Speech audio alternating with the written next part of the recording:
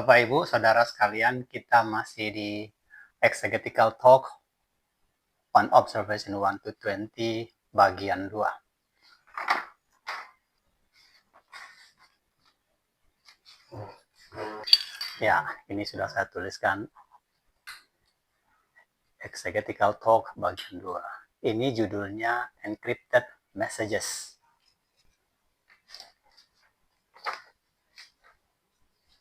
Ketika saya menuliskan dan mengatakan encrypted messages, ini sama dengan encoded messages. Dalam bahasa Indonesia kita samakan dengan pesan yang dikodekan atau pesan yang disandikan. Sebenarnya ini pesan yang dinubuatkan.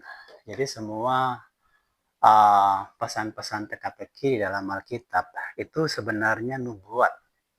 Kita melihat itu dasarnya di Yesaya 55 ketika ayat 11 ketika Allah berfirman bahwa firman-Ku tidak akan kembali sia-sia, tapi dia akan berhasil dalam melaksanakan segala yang Kuperintahkan. Ini diartikan oleh Tritunggal sebagai Yesus, kan? Bukan, tetapi ini merujuk kepada nubuat. Segala sesuatu yang kita temukan di Alkitab yang bersifat teka-teki, karena nubuat itu kan pasti bersifat teka-teki. Tentang sesuatu yang diucapkan sekarang untuk terjadi kemudian. Nah, karena terjadi kemudian, kita tentu jadi bertanya, ini apa ya? Ini apa ya? Saya membawa istilah ini karena saya memang membaca Alkitab dengan konsep kriptografi. Jadi ada yang dienkripsi, tentu ada dekripsinya. Dan dekripsi dan enkripsi itu bahasa yang dipakai dalam bahasa program. Ketika misalnya Anda melihatnya itu, nanti lebih jauh dari ini akan saya jelaskan saja kepada Anda pada saat berhadapan dengan ayat tersebut. Ini satu pengantar. Mari kita lanjutkan. Dalam presentasi saya dari nomor 1 sampai 20. Di sana saya sudah memberi pengantar, selipan-selipan tentang adanya pesan encrypted atau pesan yang dikodekan di dalam Alkitab. Encrypted messages. Ini adalah pesan yang tersembunyi, paling tersembunyi, paling tidak dikenali, paling tidak disangka penting oleh pembaca Alkitab karena kehadirannya tidak terasa. Kehadirannya itu seperti cerita tidak penting alias numpang lewat dalam Alkitab. Bisa dimaklumin karena orang kan lebih tertarik kepada legendanya, kepada ceritanya. Apalagi di situ ada cerita kepahlawanan. Nah, kita kan suka yang pahlawan-pahlawan. Cerita-cerita legenda demikian pasti kita hafal semuanya. Tetapi ada pesan Allah, ya, yaitu pesan encrypted itu, yang dikodekan itu. Enggak terasa seperti penting. Tapi karena penyampaiannya dibuat melalui kejadian nyata yang sangat mahal. Itu sangat mahal ya. Karena disinilah rahasia-rahasia keselamatan itu. Seberapa mahal sebenarnya ini ya.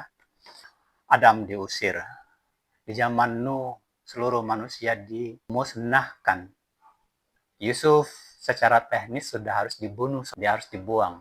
Israel menderita 400 tahun di Mesir, dijadikan budak. Ketika mereka mau berangkat, ribuan anak sulung harus mati.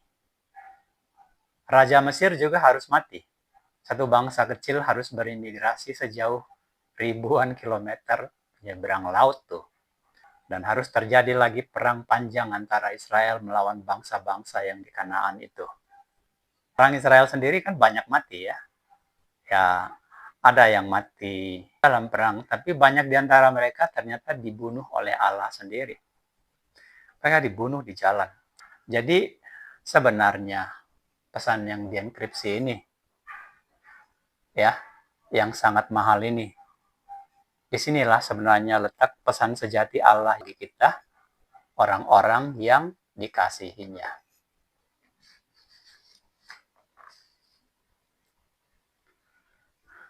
Mari kita lihat, saudara-saudara. Jadi tujuan membaca, belajar isi kitab suci bukanlah untuk membela agama, membela gereja, membela kesesatan, ya entah pendeta atau ustadz misalnya gitu, membela simbol-simbol, entah simbol apa gitu, tapi memahami kehendak Allah bagi kita, supaya kita tidak diperlakukan secara sama dengan mereka yang dibinasakan, karena tidak mengerti kehendak Allah. Kita nggak boleh membiarkan hasil belajar agama kita malah membuat kita jadi benci orang, benci Israel. Misalnya itu contoh. Karena Israel fisika itu hanya alat dari Allah saja itu. Itu dibuatnya demi kehendaknya supaya kita semua Israel spirit ini datang kepada Allah, datang kepada Yesus. Jadi Israel fisika itu, saya pernah pikir ya, menjadi Israel fisika itu sebenarnya nggak enak. Sangat tidak enak. Enak itu jadi Israel spirit, seperti kita. Kenapa tidak enak? Ya, karena Israel fisika itu kan banyak yang dibinasakan. Ya, raja juga dibinasakan, Raja Firaun juga dibinasakan. Maka saya katakan pesan yang dienkripsi itu mahal. Pesan sejati Allah yang tersembunyi itulah yang sangat mahal. Karena di situ tersembunyi kehendaknya atau rahasianya yang harus kita pahami. Yang kalau kita lewatkan itu, justru kita melewatkan bagian terpenting tentang keselamatan kita. Jadi jangan belajar kitab suci malah jadi membenci atau dapatnya malah sikap fanatisme kepada agama. Sikap fanatismenya dapat, tapi justru kosong filsafatnya, kosong pengertian spiritnya. Jadi secara filsafat, sebenarnya demi kitalah semua itu terjadi. Demi kita semua agar kita mau menghargai dan mengenali dia. Karena ini kan motifnya cemburu nih. Dia nggak mau kita ini seperti di zaman Nuh atau di zaman bangsa kanan-kanan, di mana mereka menyembah Allah. Tapi Allah yang disembahnya kan Allah-Allah yang tidak dikenal. Allah macam-macam gitu. Semua punya versi Allahnya sendiri. Nah, dia maunya kita menyembah dia. Itu motifnya. Jadi demi memperingatkan kita agar mau menghargai dan mengenali dia. Agar kita tidak diperlakukan sama dengan mereka yang tidak mau bergaul dengan dia. Dan agar kita diizinkannya masuk tanah perjanjian itu. Tanah perjanjian fisikalnya itu kan adanya di sana. Tapi tanah perjanjian spiritual kita kan surga semua. Makanya kita harus berpikir, kalau kita nggak menyadari ini filsafatnya ya, kalau kita nggak menyadari ini, kita nggak ngerti arti agama itu sebenarnya buat kita. Kita malah jadi membela Nabi, membela Alkitab, membela baju, membela apa lagi entah apa yang dibela-belain gitu loh. Padahal sebenarnya ini tentang kita kemana kalau kita mati. Kalau hidup kita mati, kita kemana? Itu inti sarinya. Jadi bila Anda sudah baca kitab Musa, sudah hafal cerita legendanya, maka tingkat selanjutnya sebenarnya adalah pesan yang dienkripsi ini. Inilah yang perlu Anda mengerti. Bila legenda kejadian di kitab Musa itu saya analogikan sebagai bahasa permukaan. Maka pesan yang dienkripsi itu saya sebut bahasa bawah permukaan seperti ini. Saya kasih analoginya. Oke, saya jelaskan dulu ya. Nah, sebelumnya kan kita di sini nih. Kita sudah 20 nomor adanya di sini. Kadang-kadang kita melirik ke sini. Ke sini juga. Ini kitab ujung nih. Ini kitab pangkal.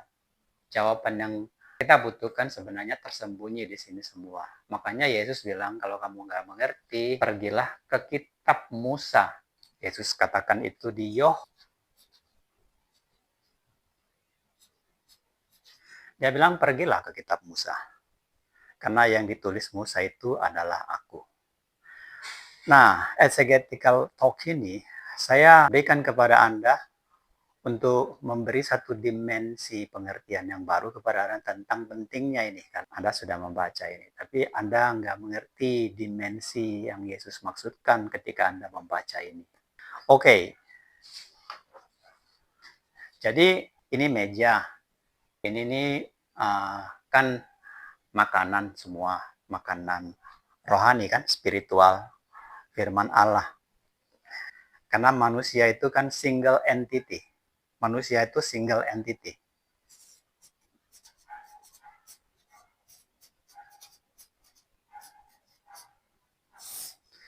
Kita itu entitas tunggal, walaupun kita miliaran jumlahnya. Allah itu bicara kepada kita semua di zaman itu juga sampai ke sekarang. Jadi bahasa permukaan ini makanan semua, ya. Ini legenda-legenda, tapi di bawahnya ini data. Gitu. Di sini tersembunyinya. Jadi jawaban-jawaban di atas permukaan ini yang Yesus bilang aku ngomong terselubung adanya di sini. Encrypted messages ini.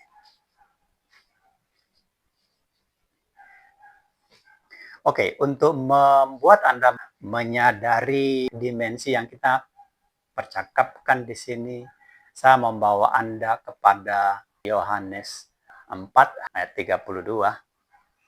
Padaku ada makanan yang tidak kamu kenal.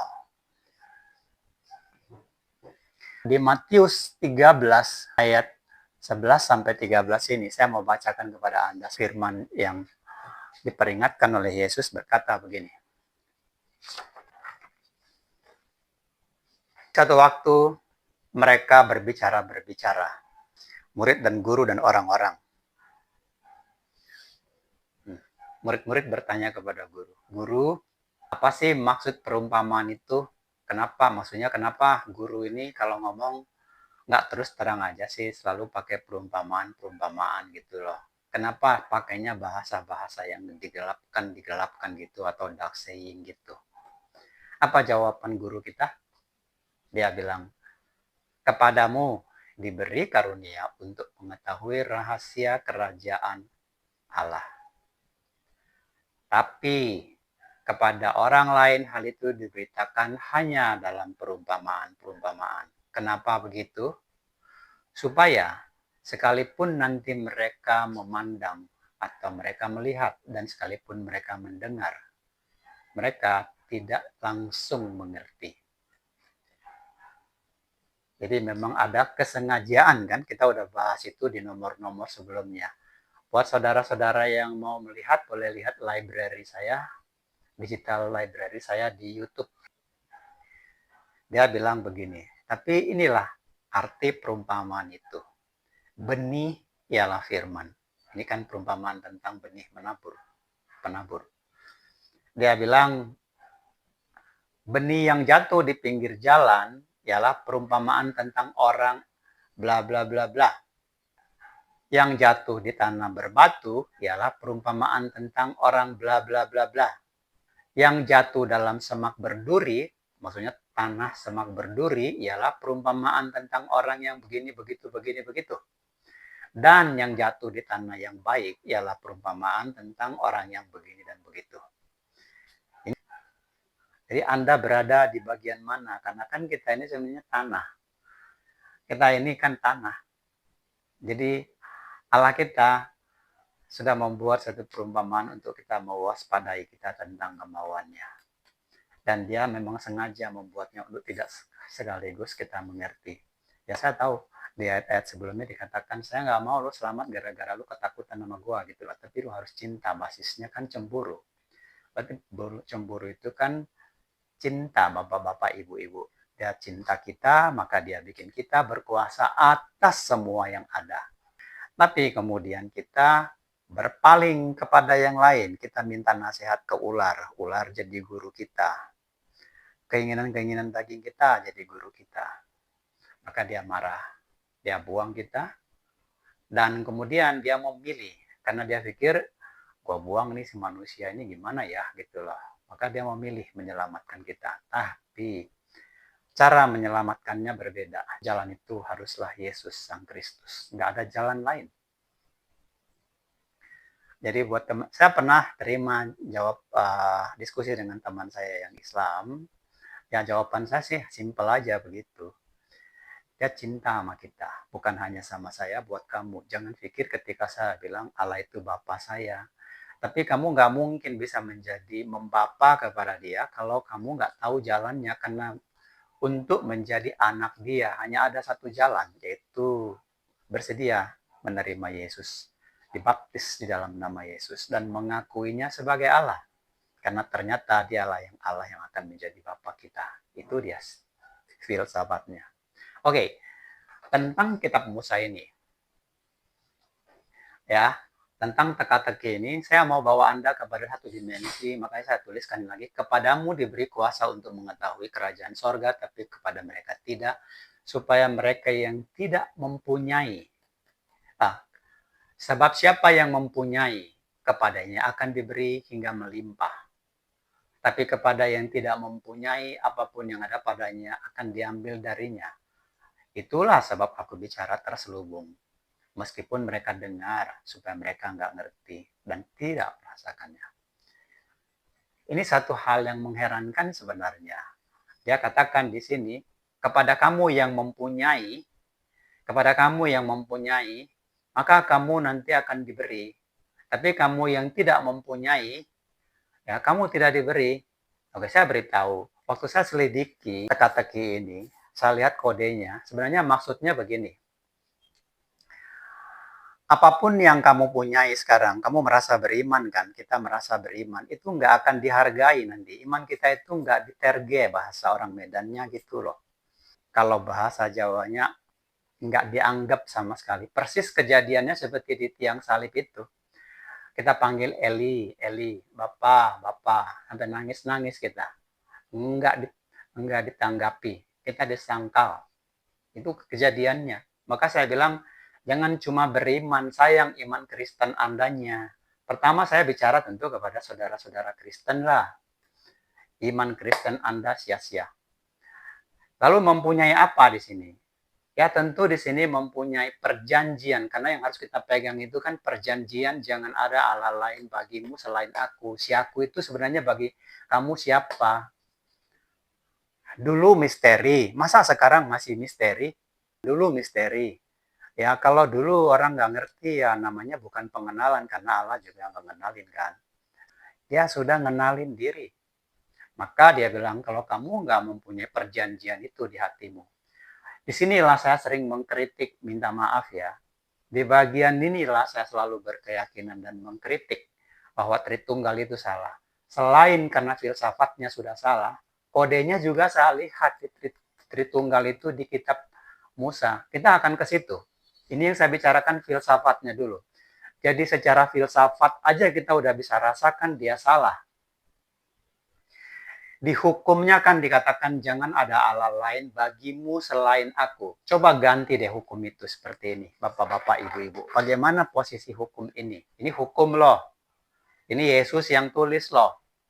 Ya, kalau selalu Anda andalkan kitab 1 Yohanes 1 bilang Yesus itu adalah yang mencipta, yang tidak ada terjadi segala sesuatu, yang tidak terjadi sesuatu pun yang bila bukan oleh dia dan untuk dia. Maka ini ditulis oleh Yesus. Ini kan sama dengan sebenarnya Anda sudah memecat dia di sini. Anda pecat dia sebagai Allah. Allah tetap. Tapi Allah mengalah kepada Allah lagi. Allah Bapa. Aku Allah Bapa, Allahmu. Kan lucu. Campur-campur minimal itu. Nanti Anda akan lihat bahwa iman campur-campur itu. Itulah yang digasak sama dia nanti. Dibinasakan. Aku Allah Bapa Allahmu, jangan ada Allah Bapa bagimu selain aku. Ini gimana coba? Atau aku bertiga Allahmu, jangan ada Allah lain selain kami bertiga atau selain aku bertiga. Nggak ada. Saya rasa saya di bagian ini sering emosi gitu. Saya membayangkan Petrus dulu juga mungkin begitu sampai dia bilang, saya tuh teringat satu Petrus, nanti saya bawa Anda ke sana. Saya bilang ini gawat ini gitu loh. Bagian ini saya selalu akhirnya kontrol emosi demi banyak orang. Ini hukum bro, jangan ganti-ganti ini. Harus ada di sini. Kamu hanya memilih, kamu percaya ini Yesus atau tidak. Kalau tidak, berarti kamu percaya dua Allah, itu saja. Jangan ngaku satu Allah, karena aku itu adalah akunya seperti kamu menyebut diri kamu. Kamu sebut diri kamu aku, contohnya itu. Aku itu adalah aku. pasti diri kamu itu aku, sama dengan dia. Walaupun kamu tidak lihat dia, dialah satu pribadi.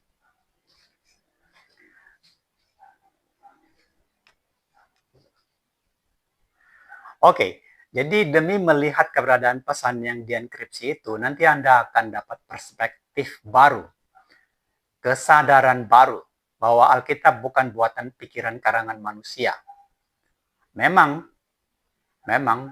manusia yang tulis, manusia bernama Musa itu yang tulis, tapi tangan Musa sebenarnya di situ hanya dipakai bapak-bapak, ibu-ibu.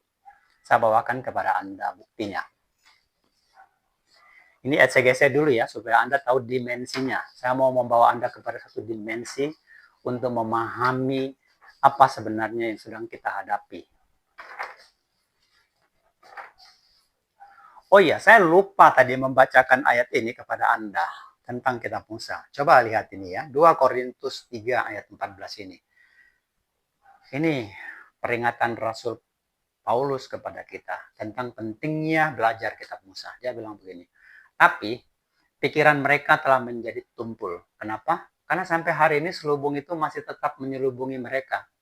Jika mereka membaca perjanjian lama tanpa disingkapkan, dan yang bisa menyingkapkan itu hanya Yesus Kristus. Bahkan hingga hari ini, setiap kali mereka membaca kitab Musa, selalu ada selubung menutupi pikiran mereka. Tapi bila hati seorang berbalik kepada Yesus, maka selubung itu akan diambil daripadanya. Sebab Yesus adalah roh. Anda baca tuh di 2 Korintus 3 ayat 14. Sebab Yesus adalah roh. Dia roh sekarang. Tapi kan bukan hanya sekarang dia roh. Dulu juga sebelum datang dia roh. Tuh. Jadi dia bilang di sini, di mana ada roh Yesus. Tapi ini dikorupsi sama LAI ya. Kalau Anda lihat di Septuaginta sama lihat di King James Version, di mana ada roh Yesus, itu yang tertulis. Roh Tuhan tuh. Bukan disebut roh Allah. Kalau di dalam LAI ditulisnya roh Allah. Disitulah ada kemerdekaan. Kemerdekaan ini sebenarnya nggak cocok ya. Kenapa? Konteksnya kan di sini selubung. Di mana ada roh Yesus, disitulah selubung itu disingkapkan. Ini dia, balik ke sini. Ya, disitulah timbul pengertian. Di sini saya nggak salahkan LAI, karena memang kalau mereka tidak mengerti filsafatnya, terjemahan yang maksimal yang mereka dapatkan kira-kira berdasarkan kamus dan wawasan-wawasan pengetahuannya di sini. Saya tidak melihat di sini ada satu kejahatan pikiran, tapi di sini ada kejahatan pikiran. Harusnya mereka nggak merubah ini. Di mana ada roh Yesus diganti menjadi di mana ada roh Allah. Ini kan supaya cocok dengan Allah Tritunggal. Maaf, mohon maaf lah kalau saya membuka-buka ini kepada Anda. Ini jadi aib Kristen kan? What can I say? Saya nggak mau menghibur Anda, selalu elus-elus Anda, kemudian kita masuk neraka sama-sama. Karena Yesus itu bilang gini, kepadamu diberi supaya apa sih? Gitu loh. Ya, saya juga nggak bisa diam. Anda mau terima, nggak terima, tapi tugas saya selesai. Seperti kata Paul bilang, ini ya, gue mau mati sebentar lagi. Tapi gue udah nggak ada beban lagi. Karena semua sudah saya ajarkan kepadamu. Tapi kamu jagalah kawanan ini. Karena nanti akan muncul serigala. Dari tengah-tengah sendiri akan muncul orang, membawa-bawa orang supaya percaya kepada ajaran-ajaran lain. Itu penting. Pentingnya belajar Musa itu, bapak-bapak, ibu-ibu. Kalau tidak penting, nggak mungkin Yesus berkata, kalau kamu nggak mengerti, pergilah ke kitab Musa. Dan kalau nggak penting juga Rasul kita nggak akan bilang. Itu memang mereka itu keras kepala, matanya itu masih terselubung tuh, masih sebenarnya mata mereka. Itu yang dikatakan. Kasar-kasarnya nanti saya tunjukkan kepada yang lebih kasar sebenarnya itu Petrus. Tapi akan saya perlihatkan kepada Anda nanti untuk Anda mengerti dimensi kemarahan si Petrus itu. Oke, bukti bahwa itu adalah omongan yang penting kita sadari. Anda boleh lihat ini ya. Nih, di Keluaran 4 ayat 12. Jadi kitab Musa itu Tuhan yang tulis sendiri loh. YHWH sendiri yang tulis itu. Keluaran 4 ayat 12. YHWH berkata kepada Musa, Musa, kau pergi sana. Lidahmu akan kupakai. Aku akan mengajarimu apa yang harus kau katakan. Coba tuh. Jadi setiap perkataan dari Musa sebenarnya perkataan yang ditaruh Allah ke dalam mulut dia. Itu artinya lidahmu kupakai, aku akan mengajarimu. Lalu di sini, di Keluaran 4 ayat 15, dia berkata kepada Musa, engkau harus pergi bicara kepada Firaun. Akan kuajarkan kepadamu apa yang harus kamu katakan kepada si Firaun itu. Di Keluaran 6 ayat 12, Musa ini jadi menawar kepada YHWH. Dia bilang, aku ini orang petah lidah, gagap-gagap kalau bicara gitu, nggak gap-gap-gap gitu. Bagaimana Firaun mau dengerin aku sih gitu. YHWH menjawab di Keluaran 7. Dia bilang, aku akan angkat engkau menjadi Allah bagi Firaun. Engkau harus mengatakan segala yang kuperintahkan kepadanya. Di situ. Lalu kemudian saya bawakan lagi surat-surat ini kepada Anda. Keluaran 17 ayat 14. Di sini YHWH berkata kepada Musa, Musa, tuliskan semua ini. Tulis ini semua dalam sebuah kitab sebagai tanda peringatan. Baru kemudian di Keluaran 24 ayat 12 dia bilang, Musa, naiklah menghadapku di gunung ini. Maka aku akan memberi kepadamu hukum yang kutulis untuk diajarkan ke mereka. Itu hukum itu yang Taurat yang 10 poin itu hukum dasar, undang-undang dasar. Kalau undang-undang dasarnya datangnya dari Allah sendiri, dia yang tulis, Yesus yang bikin itu, batu itu. Kalau hukum operasionalnya nanti Musa kan yang nulis dengan hikmat dari Allah. Tapi kalau hukum dasar itu YHWH sendiri yang tulis. Kemudian dia katakan begini, Keluaran 34 ayat 27, ya. Tuliskan segala firman ini, sebab berdasar segala firman inilah nanti kuadakan perjanjian dengan Israel. Jadi bapak-bapak, ibu-ibu, kalau berdasarkan itulah diajarkan kepada kita. Bukankah itu sama dengan berdasarkan perjanjian itu juga nanti engkau akan kuadili? Nah coba, Anda akan lolos nggak? Iman Tritunggal Anda akan lolos nggak dari sini? Coba deh. Lolos nggak? Coba deh, lolos nggak Anda di sini? Dengan iman campur-campur gitu. Yang Katolik nih, sama Ortodoks tuh. Saya tahu hati Anda semuanya pasti Yesus, tapi kan dia menuntut yang murni. Dia bilang bukan campur-campur, harus murni 24 karat. Murni bro, murni. Bukan campur-campur gitu loh. Anda mungkin berpikir, kan aku juga menghargai bapaknya dia. Iya, kalau dia punya bapak. Kalau nggak ternyata dia punya bapak, gimana? Bahwa dialah sendiri bapak itu sebenarnya, tapi merendahkan dirinya sampai rendah-rendahnya. Sampai kita pikir dia bukan bapak atau bukan Allah itu. Gawat kan? Iman Anda kan ditolak ini. Anda masuk purgatory. Ya, kalau itu cita-cita Anda, what can I say? Silahkan masuk purgatory. But I'm not going to the same destination with you. My destination is not purgatory.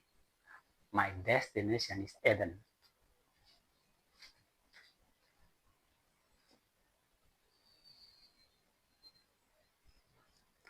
Oke, bagian ini saya rasa saya mau selesaikan dengan kata penutup begini. Jadi sebenarnya Musa itu dipakai seluruhnya oleh YHWH. Jadi jika nanti Anda melihat pesan yang dienkripsi itu semua berasal dari Allah sendiri. Dari YHWH ini semuanya nanti. 100% dari dia. Ya. Itulah pentingnya saya buat exegetical talk ini sebagai pengantar masuk kitab Musa. Injil sejati saya beritakan kepada Anda dari kitab Musa. Oke, demikianlah bagian 2 ini. Sampai jumpa di bagian 3.